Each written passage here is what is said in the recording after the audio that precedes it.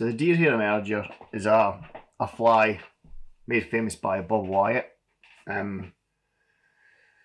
Mostly used up in Scotland for wild fish, rivers and lochs. But it's one that I tend to look at quite a lot when it comes to early season fishing. So most of my early season fishing is going to be where I'm just trying to get a pair of.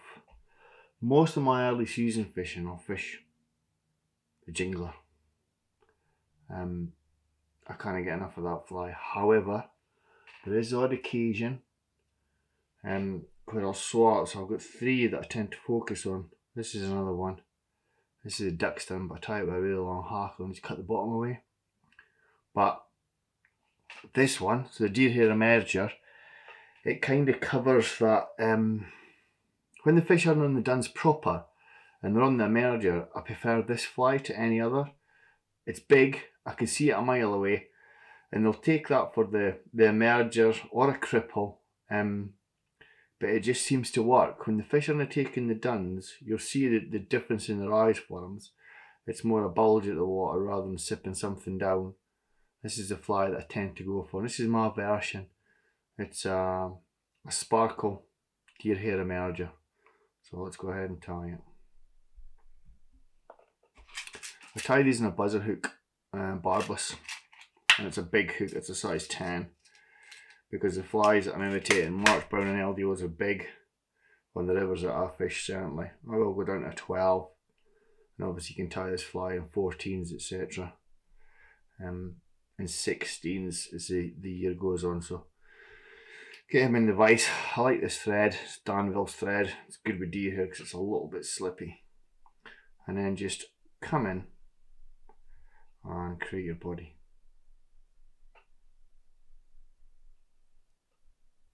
That's enough. And then what I do is I create a loop. So just get your finger in there. Create a loop like so, like you would with a dubbing loop, and then just come in. Just a minute where you catch that in. Right down to the bottom of the body there.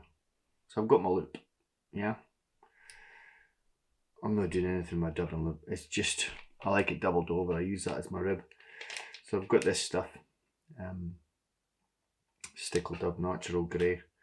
And what I do is I take it so far up the body. I've just got a light dust in there.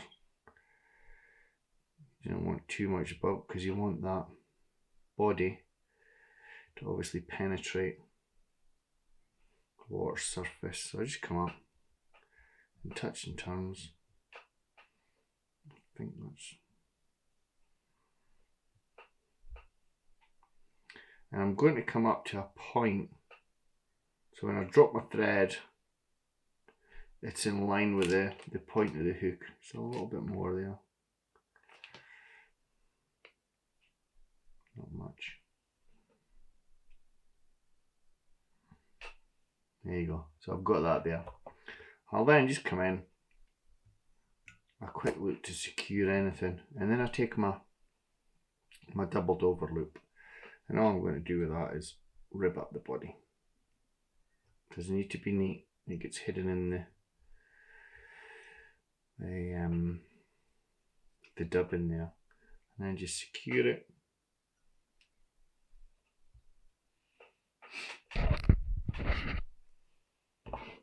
And with your scissors, like so. I'll give the fry up. Actually, I'll give it a little brush in a little bit. Just pull some of the fibres out, like so. And then I've got my deer hair. Nothing fancy, just bog standard deer hair. The key is getting the tips married up now. Make sure you get enough of this stuff. A decent clump there.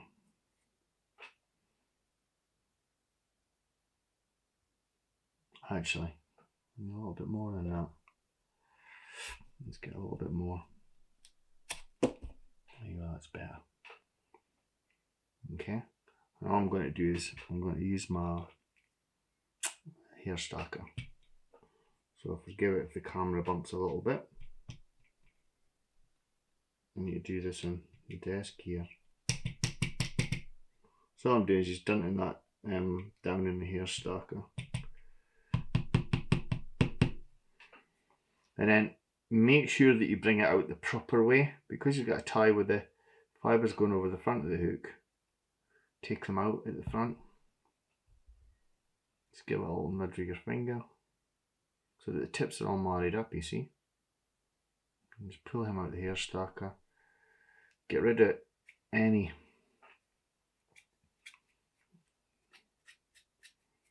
spare bits there. Just make sure that you're always keeping the tips aligned, like so. And then just come in and measure. You don't want this too far over the front eye of the hook. It's probably the same again as where you're tying it. Just secure that in. So 1 wrap, 2 wraps, and just pull tight. Do you know what, if it starts spinning, you can control that. Just get those wraps in, bedded in.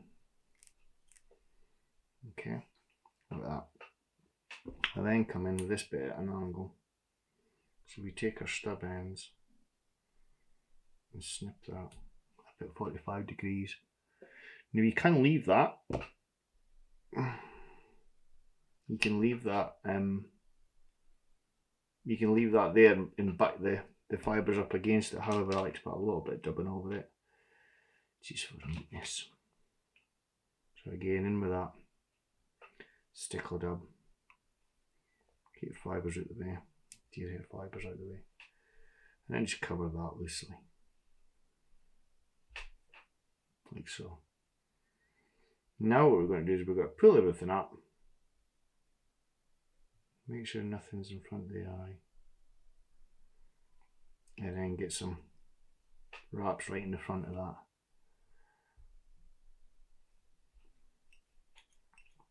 Now we can have a shorter splay of the deer hair. It's up to you. I prefer it long. I tend to fish quite thick tippet this time of year because I'm after big fish. So I can get away with quite a long post. So that's it sitting there nicely. And now what I do is I get some Hens 36 Peacock. And I'm just going to scrub it up with some of this. So I'm just going to do a little mix. Just a little mix here of the Peacock and hairs here. And then just put it in the palm of your hand. I can't really show it there, but put it in your palm of your hand and rub it with your thumb and forefinger. Can you see that? No, not really. Awkward. I can't really show you that, but yeah, you rub it with your thumb and forefinger, and what you get is you get a little ball of dubbing, like so. So you've got a mix there, but you've created a darker thorax area, and just dub that on. Make sure it's not too thick, just enough. Nice dubbing rope there. I'm just going to make sure it's super tight on the thread, and then pull your deer hair back, but this right up against it. I mean right up. You see, so it kicks that post straight up there. I'll just a little bit dubbing, and then here's your through. And what I like to do when I'm doing a thorax like this, because I've got quite a lot of dubbing on it, I'll come through my tying thread, hence I like this thread. Through it with a tying thread, it just makes it that little bit more secure. Pull everything back from the eye. Oh, I'm snapped my thread. I'm going to leave that there until I get this. Hopefully I can get this sorted quick, otherwise the video will cut and restart again.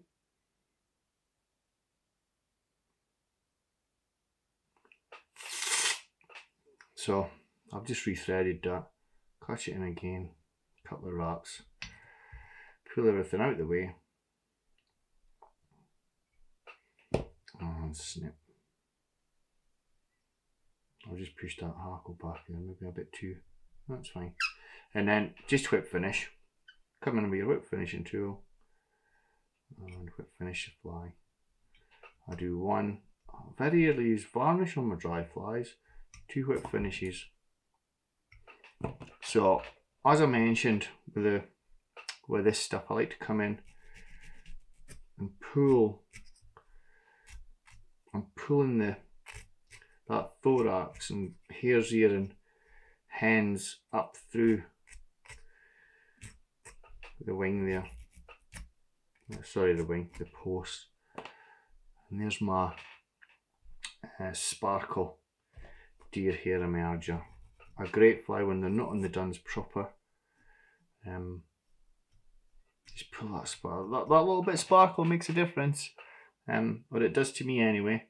So that's my sparkle deer hair emerger. Great for early season trout fishing.